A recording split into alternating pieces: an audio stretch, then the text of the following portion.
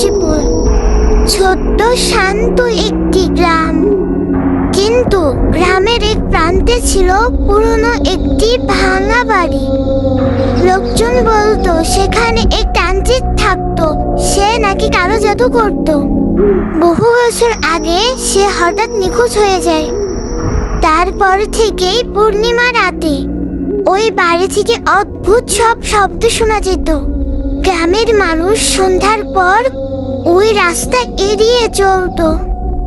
কিন্তু রাহান নামে এক যুবক এসব কিছুই বিশ্বাস করত না। সে ইউটিউবের জন্য ভৌতিক ভিডিও বানাতো।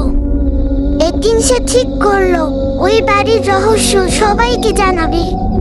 পূর্ণিমা রাত, হাতে ক্যামেরা আর টর্চ নিয়ে সে ওই বাড়ির ভিতরে ঢুকলো। পুরো বাড়ি তখন ছিল অন্ধকার।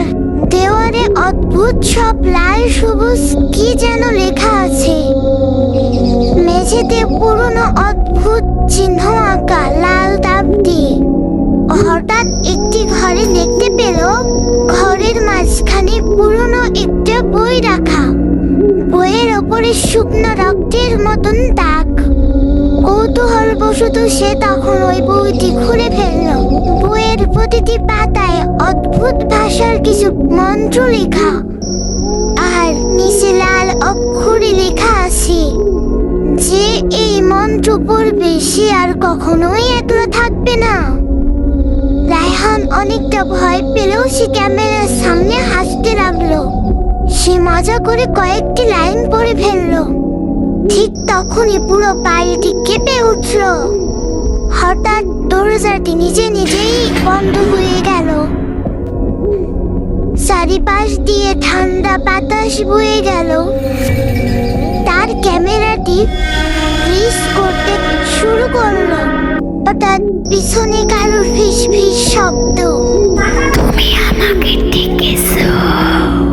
রায়হান ধীরে ধীরে পিছনে তাকালো। অন্ধকারের মধ্যে একটি ছায়া দাঁড়িয়ে আছে। তার চোখ দুটো অস্বাভাবিক সাদা, মুখে ভয়ঙ্কর হাসি।